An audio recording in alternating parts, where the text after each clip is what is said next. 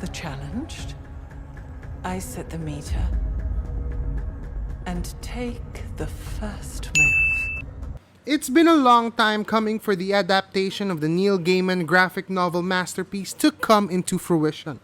The wait, however, is finally over. But the question is, was it all worth it?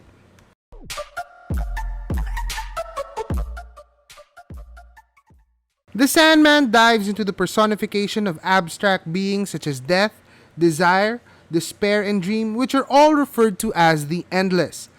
The Sandman stars Tom Sturridge as the titular character, who is also referred to as Morpheus and Dream throughout the entire show.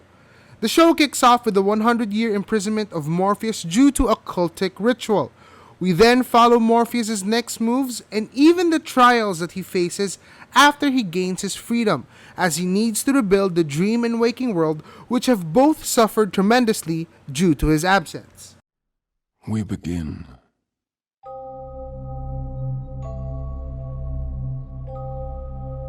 In the waking world, which humanity insists on calling the real world. Sandman kicks things off with all guns blazing as we witness a visual and cinematic experience unlike anything we have ever seen before from a Netflix show. It actually feels like a movie that you would watch in the cinema. The awe-striking wonder of beautifully laden imagery and spectacular visual effects are poured out immediately during the first few seconds of the first episode alone, and it keeps getting better from here on out. The Sandman succeeds in bringing viewers into a very vivid, detailed, and immersive world which continually expands as the episodes keep coming in. The visual aspect allows the show to really take shape, which is as equally complex and mind-boggling. That is to be expected, however, from the visionary mind of author Neil Gaiman, whose graphic novel is completely brought to life in this 10-episode story arc. Wait, let me correct that. 11-episode story arc, as a new episode has just dropped recently on Netflix.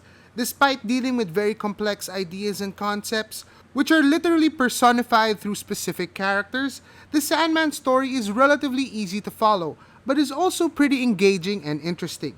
The complexity, however, allows us as viewers to really think things through in a manner that doesn't just allow us to watch for pure enjoyment. Our full undivided attention is required, but the show doesn't allow confusion to sink in, even for those who are first-timers to the story of Sandman. Fans of the graphic novel, however, may appreciate this one all the more, as the show seems to be a one-to-one adaptation of the source material. This treatment may get lost on a first-timer to Gaiman's work, as the show does admittedly have the tendency to be long, heavy, and quite sluggish in pacing. Take The Beauty that was the 5th episode as a good example. You're weak. You're fucking weak. You're perfect.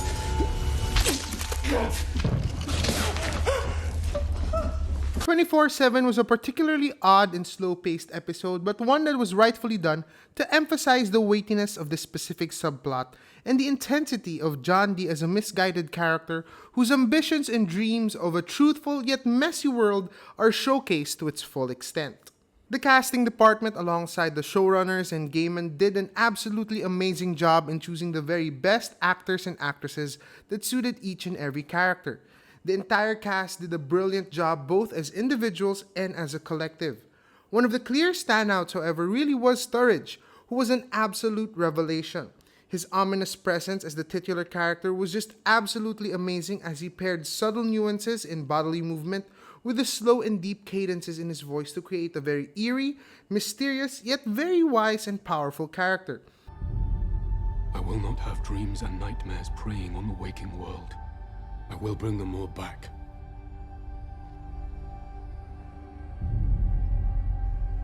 I made this run once, Lucien.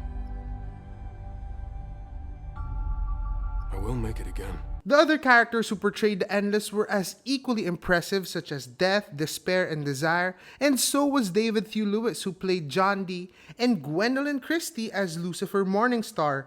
It's just to show that all of the cast of The Sandman did an amazing job. Each and every one of them added an element to the show that made it all the more interesting and fresh as each episode progressed. What'll I bring her? It's your move. What is it that kills hope?